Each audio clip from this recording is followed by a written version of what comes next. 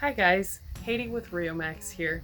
Have you ever wondered how different forms of mineral can be utilized differently by your herd?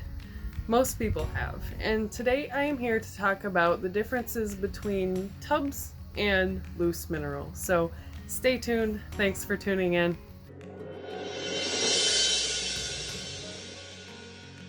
So when it comes to loose mineral versus tubs, some people just don't know where to start. A lot of people will use what they've always used and they never change. However, there are some differences that might help you make that decision on what form is going to best fit your herd.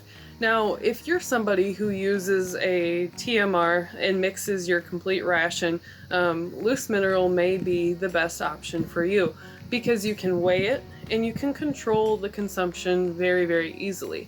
However, tubs have a lot of benefits as well. So one of them is going to be wind. You know that most tubs, which are 200 to 250 pounds, they're not going to blow away in the wind. You don't have to worry about wind waste. Whereas loose mineral, you might fill up that mineral feeder and you come back out and that mineral is gone. It's blown away and it's gone. So we eliminate waste that way by using a tub.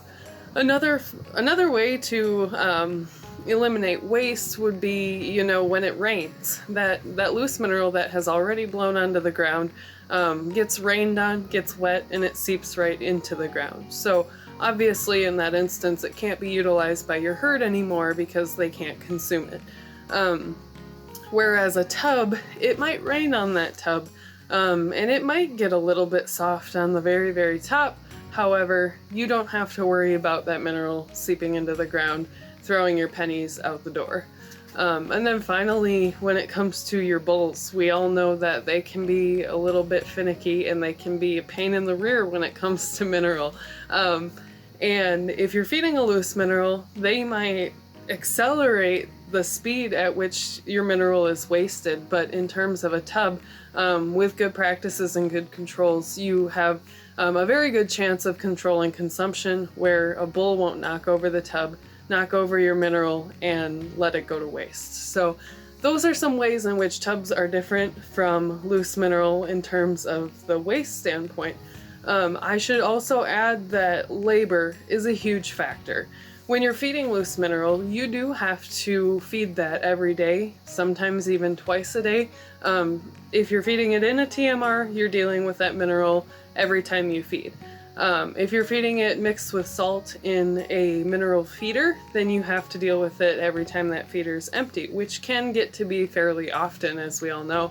On the other hand, when it comes to a tub, you put that tub out and it should last much, much longer than any loose mineral would. So in terms of being labor intensive, I would say loose mineral is definitely a lot more labor intensive.